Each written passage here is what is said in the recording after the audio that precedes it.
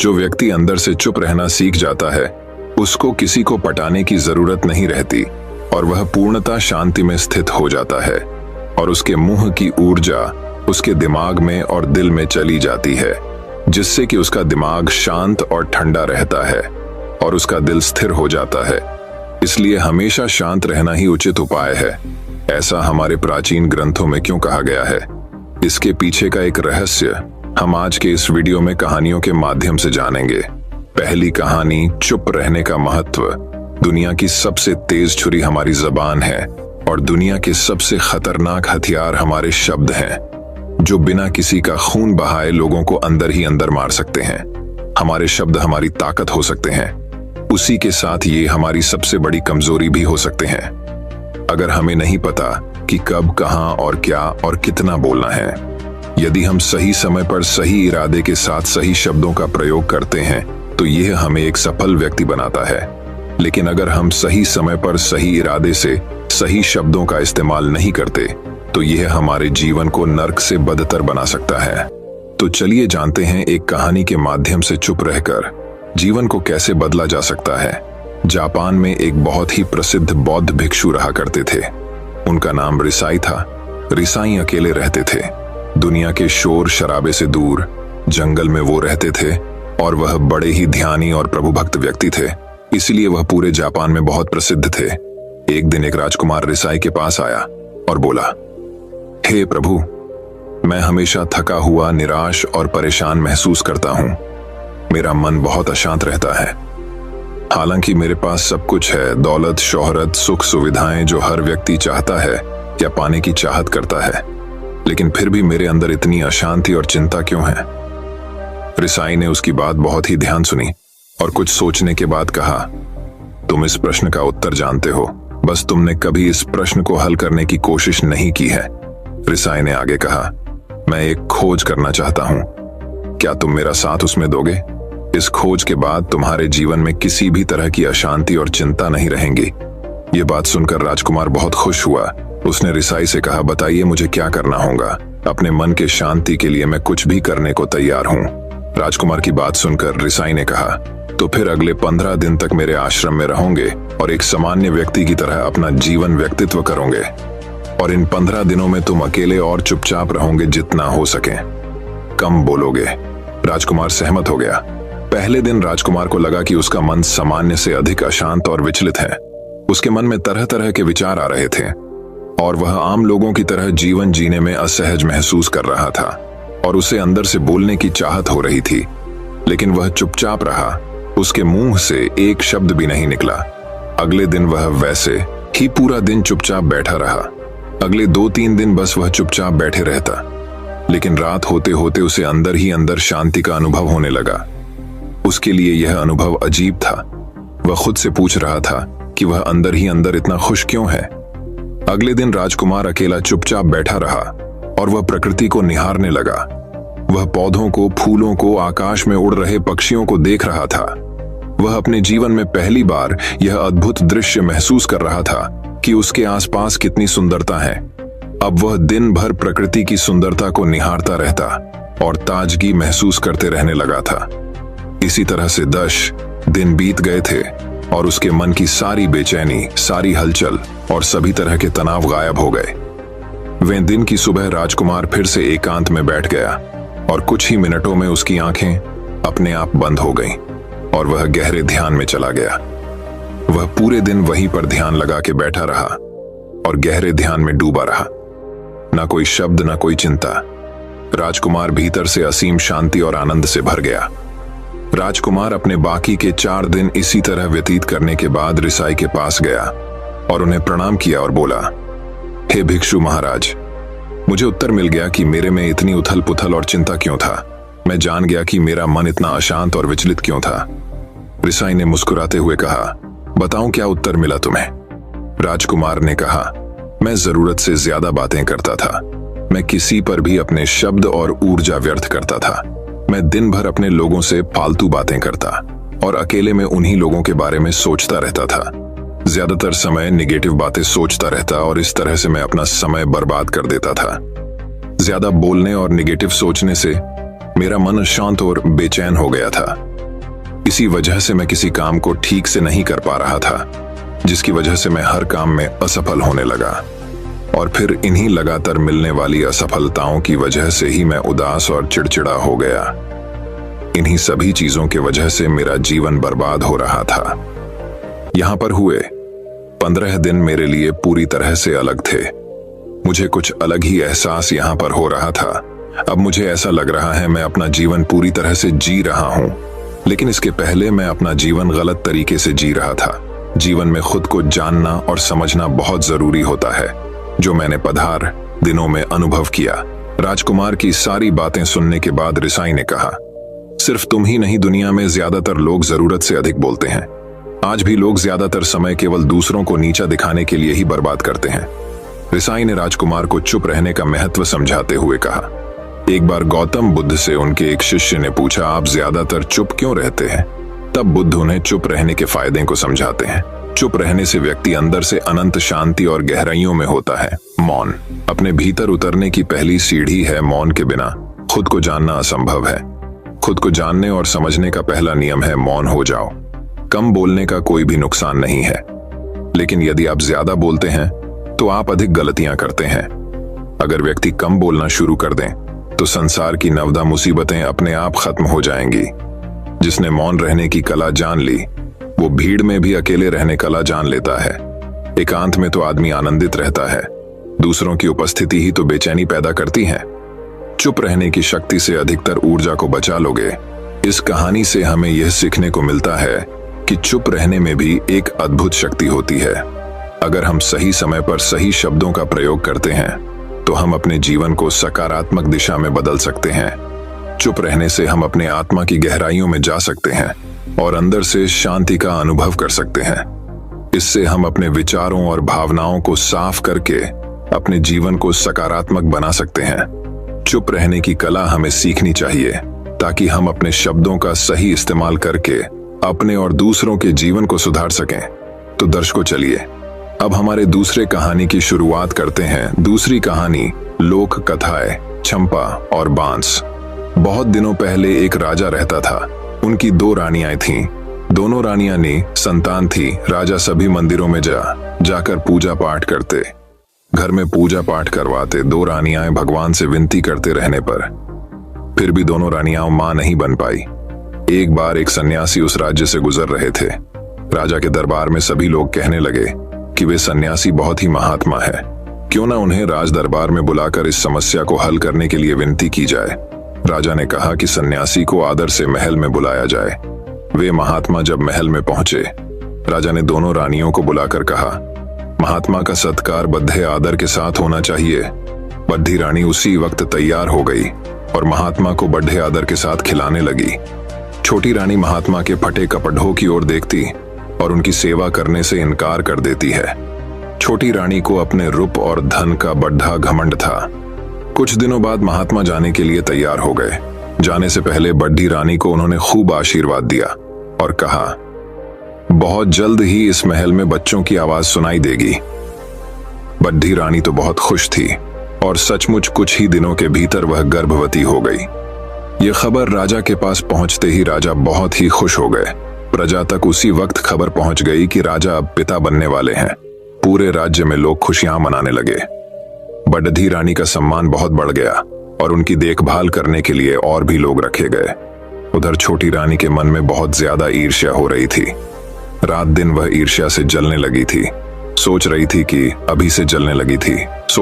कि अभी से बड्ढी रानी का इतना आदर, न जाने बच्चे पैदा होने के बाद कितना ज्यादा आदर होगा। छटपटा रही थी छोटी रानी। उसने राजमहल की दाई को बुला भेजा और उसे ढेर सारा धन देकर अपने साथ शामिल कर लिया और दोनों मिलकर इंतजार करने लगे। समय पर रानी ने 2 बच्चों को जन्म दिया, एक बेटी एक बेटा। दाई ने तुरंत बच्चों को एक झांपी में रखकर छोटी रानी के पास ले गई और उसके बाद बड्ढी रानी के पास 2 पत्थर रख दिए। बड्ढी रानी ने जब पत्थरों को देखा, उसे बहुत हैरानी हुई। ये कैसे हो सकता है? उधर राजा खुशी से झूमते हुए बड्ढी रानी के पास पहुंचे और जब उन्होंने देखा बड्ढी रानी 2 पत्थरों को आश्चर्य से ताक रही है, राजा वहीं रुक गए और दाई से पूछने लगे, क्या बात है? दाई ने कहा, बच्चे नहीं, पत्थर निकले। राजा को बहुत गुस्सा आया। बड्ढी रानी को उसी वक्त बंदी गृह में कैद कर दिया। पूरे राजमहल में ये बात फैल गई कि बड्ढी रानी ने ईंट पत्थर को जन्म दिया है। उधर छोटी रानी अपने 2 चौकीदारों को बुलाकर वह झांपी दे दी और उनसे कहने लगी, इस झांपी में 2 बच्चे हैं, दोनों को ले जाओ और मार डालो। दोनों चौकीदार झांपी लेकर जंगल में गए। झांपी खोलकर बच्चों को जब देखा तब दोनों ने निश्चय किया कि बच्चों को वहीं छोड़ डच देंगे, भगवान बच्चों की रक्षा करेंगे। ये सोचकर वही झांपी रखकर दोनों महल वापस आ गए। छोटी रानी ने जब पूछा हो गया काम, उन्होंने कहा हाँ हो गया काम। इधर बड्ढी रानी दिन रात पूजा पाठ में लग गई। राजा ने बड्ढी रानी को फिर से महल में रहने दिया। बड्ढी रानी सुबह से शाम तक पूजा करती रहती। पूजा करने के लिए फूल लाने सिपाही को भेजती। एक दिन आसपास कोई फूल नहीं मिले। सिपाही जंगल से फूल लाने गया। जंगल में सिपाही ने देखा बड़े सुंदर चंपा फूल लगे हुए थे। चंपा और बांस का झाड़ भी पास पास उगे हुए थे। सिपाही फूल तो ढाने के लिए जैसे ही नजदीक आया, चंपा के झाड़ ने कहा, ए भैया बांस बांस। झाड़ ने कहा, क्या बहन चंपा? चंपा ने कहा, राजा के सिपाही फूलवा तो ढेबर आए दे। बांस ने कहा, लग जा बहिनी आकाश। जैसे ही बांस ने कहा वैसे ही चंपा का झाड़ ऊपर की ओर बढ़ने लगा। बढ़ते बढ़ते वह इतना बढ़ गया कि सैनिक फूल तक नहीं पहुंच पाए। सैनिक आश्चर्यचकित होकर ताकते ही रहे। सैनिक दौड़ते हुए सेनापति के पास पहुंचे और उन्हें सारी बात बताई। सेनापति ने विश्वास ही नहीं किया। ये सब क्या कह रहे हो? सैनिकों ने कहा, आप एक बार हमारे साथ जंगल चलिए, एक बार खुद देख लीजिए। सेनापति चल पड़े सैनिकों के संग। जैसे ही सेनापति चंपा और बांस के पास पहुंचे, चंपा ने कहा, ए भैया बांस। बांस ने कहा, काय बहिनी चंपा। चंपा ने कहा, राजा के सेनापति फूल तो ढेबर आए हैं। बांस ने कहा, लग जा बहिनी आकाश। चंपा का झाड़ बढ़ते बढ़ते और भी ऊंचे तक पहुंच गया। सेनापति बहुत ही डर गए। दौड़ते पहुंचे मंत्री के पास। अब मंत्री चल पड़े देखने के लिए। चंपा को ऊपर से दूर तक दिखाई दे रहा था। उसने दूर से ही देख लिया कि मंत्री जी आ रहे हैं। ए भैया बांस। बांस ने कहा, काय बहिनी चंपा। चंपा ने कहा, राजा के मंत्री फूल तो ढेबर आए हैं, लग जा बहिनी आकाश। मंत्री जी जैसे ही पेड्डा तक पहुंचे, पेड्डा और ऊपर और भी ऊपर तक पहुंच गया। मंत्री जी सीधे पहुंचे राजा के दरबार में। राजा ने कहा, इतना घबरा क्यों गए हो? मंत्री ने कहा, आप इसी वक्त मेरे साथ चलिए। राजा जी सारी बात सुनकर राजा ने कहा, मेरी छोटी रानी भी मेरे साथ चलेगी, ये तो उन्हें भी देखना चाहिए। छोटी रानी को खबर देने वही 2 सिपाही पहुंचे जिन्होंने उन बच्चों को वहां फेंका था। दोनों खूब डर गए थे। छोटी रानी भी डर गई थी। वे जल्दी से तैयार होकर राजा के साथ चल पड़ी। उधर बड्ढी रानी फूल के लिए व्याकुल हो रही थी और सैनिकों को बुला भेजी थी, ये जानने के लिए कि वे अब तक फूल क्यों नहीं लाए। बड्ढी रानी छोटी रानी के महल के पास से गुजर रही थी। उन्हें छोटी रानी और 2 सिपाहियों की बात सुनाई दी। राजा और छोटी रानी जब जाने लगे, उनकी सवारी के पीछे पीछे बड्ढी रानी पैदल ही चलने लगी। बहुत व्याकुल होकर वह चली जा रही थी। चंपा के झाड़ को ऊपर से सब कुछ दिखाई दे रहा था। जैसे ही वे सब पास पहुंचे, ए भैया बांस। बांस ने कहा, काय बहिनी चंपा। चंपा ने कहा, छोटी रानी संग राजा फूल तो ढेबर आए हैं, लग जा बहिनी। आका चंपा का झाड़ और भी ऊंचा हो गया। राजा दोनों पेड़ों के पास पहुंचकर पूछने लगे, क्या बात है, तुम दोनों भाई बहन हो, कैसे चंपा और बांस बन गए? उसी वक्त बड्ढी रानी वहां तक पहुंची। चंपा ने जोर से कहा, ए भैया बांस। बांस ने कहा, काय बहिनी चंपा। चंपा ने कहा, हमर महतारी दुखियारी बड्ढे रानी फुलवा तो डढ़े बराव थे। परो बहिनी पांव। चंपा जमीन में झुक गई और बड्ढी रानी के पैरों के पास झूमने लगी। साथ साथ बांस का झाड़ भी झुककर बड्ढी रानी के पैरों को छूने लगा। इसके बाद चंपा और बांस ने राजा को सारी बात बताई। राजा ने उसी वक्त छोटी रानी को बंद करने को कह दिया अंधेरी कोठरी में और बड्ढी रानी से माफी मांगने लगे। बड्ढी रानी बड्ढे दुख से चंपा और बांस को देख रहे थे। ये दोनों मनुष्य कैसे बनेंगे? बड्ढी रानी दोनों के करीब पहुंचकर दोनों से लिपटकर रोने लगी। जैसे ही उनके आंसुओं ने चंपा और बांस को छुआ, चंपा और बांस मनुष्य बन गए। बेटा बेटी को बड्ढी रानी ने गले से लगा लिया और जाकर रथ में बैठ गई। राजा रानी दोनों बच्चों के साथ राजमहल की ओर चल पड़े। साथ में बाजा गाजा बजने लगे। पूरे देश में खुशियां फैल गईं। तो दर्शकों चलिए अब हमारे तीसरी कहानी की शुरुआत करते हैं। तीसरी कहानी, अमित एक मध्यम वर्गीय परिवार का लड्डी डेच का था। वह बचपन से ही बद्धा, आज्ञाकारी और मेहनती छात्र था, लेकिन जब से उसने कॉलेज में दाखिला लिया था, उसका व्यवहार बदलने लगा था। अब ना तो वो पहले की तरह मेहनत करता और ना ही अपने माँ बाप की सुनता, यहाँ तक कि वो घर वालों से झूठ बोलकर पैसे भी लेने लगा था। उसका बदला हुआ आचरण सभी के लिए चिंता का विषय था। जब इसकी वजह जानने की कोशिश की गई तो पता चला कि अमित बुरी संगति में पड़ीडीएच गया है। कॉलेज में उसके कुछ ऐसे मित्र बन गए हैं जो फिजूल खर्ची करने, सिनेमा देखने और धूम्रपान करने के आदी हैं। पता चलते ही सभी ने अमित को ऐसी दोस्ती छोड़ डीडीएच पढ़ाई लिखाई पर ध्यान देने को कहा, पर अमित का इन बातों से कोई असर नहीं पड़ डी रिश्ता। उसका बस एक ही जवाब होता, मुझे अच्छे बुरे की समझ है। मैं भले ही ऐसे लीडी डीशकों के साथ रहता हूं, पर मुझ पर उनका कोई असर नहीं होता। दिन ऐसे ही बीतते गए और धीरे धीरे परीक्षा के दिन आ गए। अमित ने परीक्षा से ठीक पहले कुछ मेहनत की, पर वो पर्याप्त नहीं थी। वह एक विषय में फेल हो गया। हमेशा अच्छे नंबरों से पास होने वाले अमित के लिए ये किसी जोरदार झटके से कम नहीं था। वह बिल्कुल टूट सा गया। अब ना तो वह घर से निकलता और ना ही किसी से बात करता। बस दिन रात अपने कमरे में पड़ी डीढ़े कुछ सोचता रहता। उसकी यह स्थिति देख परिवारजन और भी चिंता में पड़ी डीडीएच गए। सभी ने उसे पिछला रिजल्ट भूल आगे से मेहनत करने की सलाह दी, पर अमित को तो मानो सांप सूंघ चुका था। फेल होने के दुख से वो उबर नहीं पा रहा था। जब ये बात अमित के पिछले स्कूल के प्रिंसिपल को पता चली तो उन्हें यकीन नहीं हुआ। अमित उनके प्रिय छात्रों में से एक था और उसकी यह स्थिति जान उन्हें बहुत दुहाक हुआ। उन्होंने आश्चर्य किया को वो अमित को इस स्थिति से जरूर निकालेंगे। इसी प्रयोजन से उन्होंने एक दिन अमित को अपने घर बुलाया। प्रिंसिपल साहब बाहर बैठे अंगीठी ताप रहे थे। अमित उनके बगल में बैठ गया। अमित बिल्कुल चुप था और प्रिंसिपल साहब भी कुछ नहीं बोल रहे थे। 10-15 मिनट ऐसे ही बीत गए, पर किसी ने एक शब्द नहीं कहा।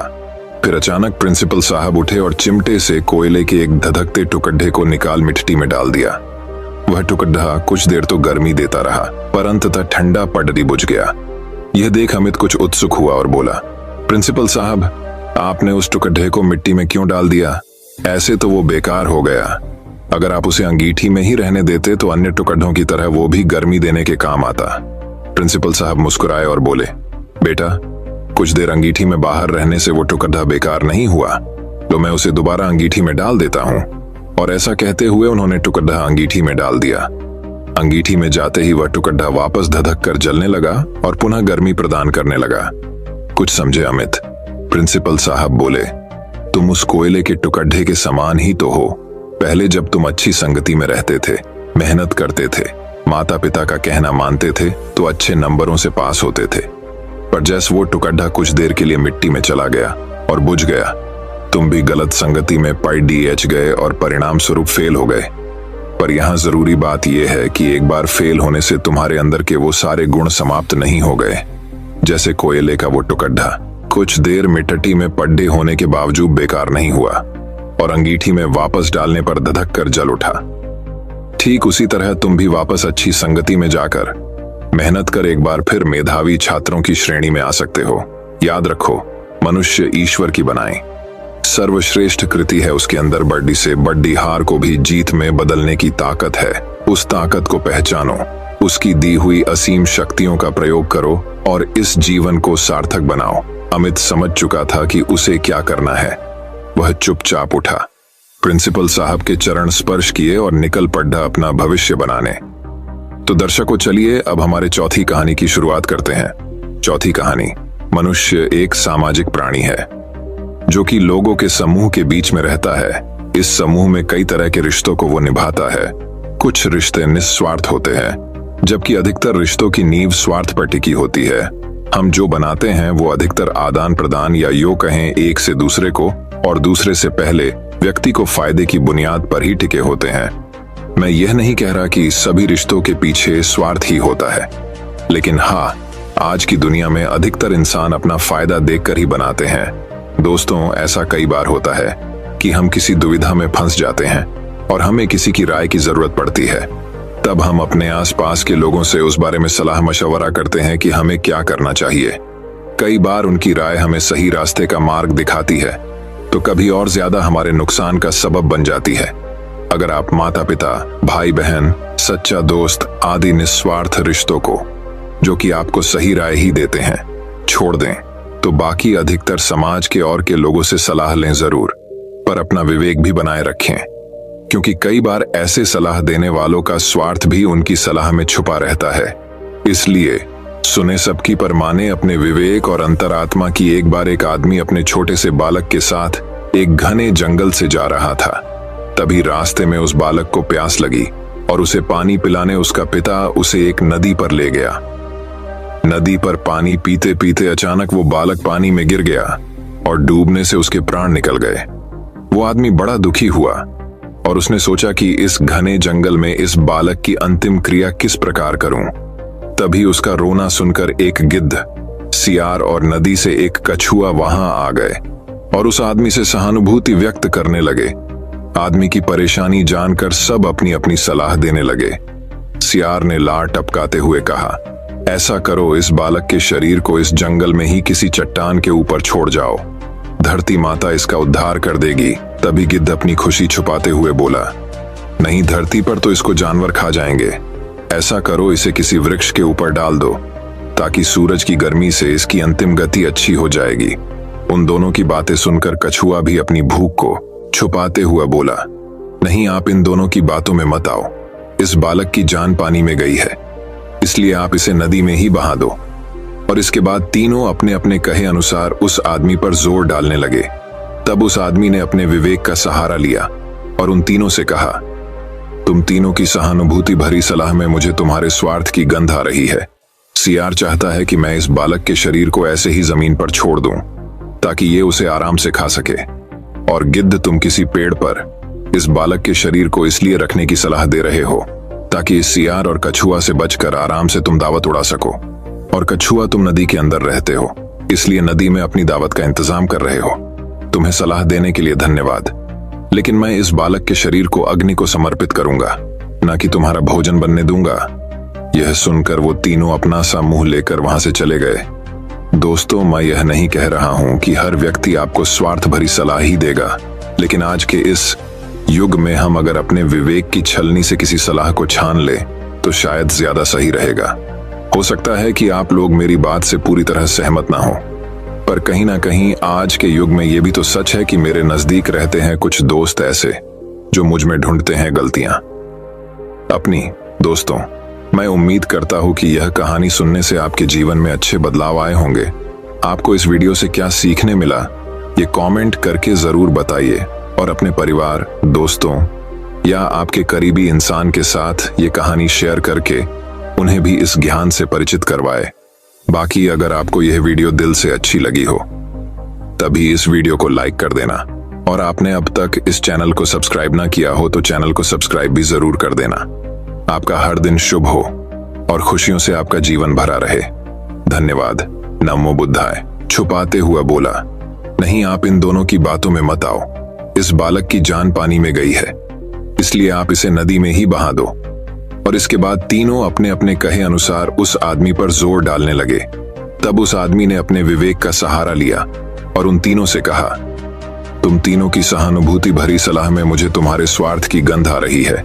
सियार चाहता है कि मैं इस बालक के शरीर को ऐसे ही जमीन पर छोड़ दूं ताकि ये उसे आराम से खा सके, और गिद्ध, तुम किसी पेड़ पर इस बालक के शरीर को इसलिए रखने की सलाह दे रहे हो ताकि इस सियार और कछुआ से बचकर आराम से तुम दावत उड़ा सको। और कछुआ, तुम नदी के अंदर रहते हो, इसलिए नदी में अपनी दावत का इंतजाम कर रहे हो। तुम्हें सलाह देने के लिए धन्यवाद, लेकिन मैं इस बालक के शरीर को अग्नि को समर्पित करूंगा, ना कि तुम्हारा भोजन बनने दूंगा। यह सुनकर वो तीनों अपना सा मुंह लेकर वहां से चले गए। दोस्तों, मैं यह नहीं कह रहा हूं कि हर व्यक्ति आपको स्वार्थ भरी सलाह ही देगा, लेकिन आज के इस युग में हम अगर अपने विवेक की छलनी से किसी सलाह को छान ले तो शायद ज्यादा सही रहेगा। हो सकता है कि आप लोग मेरी बात से पूरी तरह सहमत ना हो, पर कहीं ना कहीं आज के युग में यह भी तो सच है कि मेरे नजदीक रहते हैं कुछ दोस्त ऐसे जो मुझ में ढूंढते हैं गलतियां अपनी। दोस्तों, मैं उम्मीद करता हूं कि यह कहानी सुनने से आपके जीवन में अच्छे बदलाव आए होंगे। आपको इस वीडियो से क्या सीखने मिला, ये कमेंट करके जरूर बताइए और अपने परिवार, दोस्तों या आपके करीबी इंसान के साथ ये कहानी शेयर करके उन्हें भी इस ज्ञान से परिचित करवाए। बाकी अगर आपको यह वीडियो दिल से अच्छी लगी हो तभी इस वीडियो को लाइक कर देना, और आपने अब तक इस चैनल को सब्सक्राइब ना किया हो तो चैनल को सब्सक्राइब भी जरूर कर देना। आपका हर दिन शुभ हो और खुशियों से आपका जीवन भरा रहे। धन्यवाद। नमो बुद्धाय।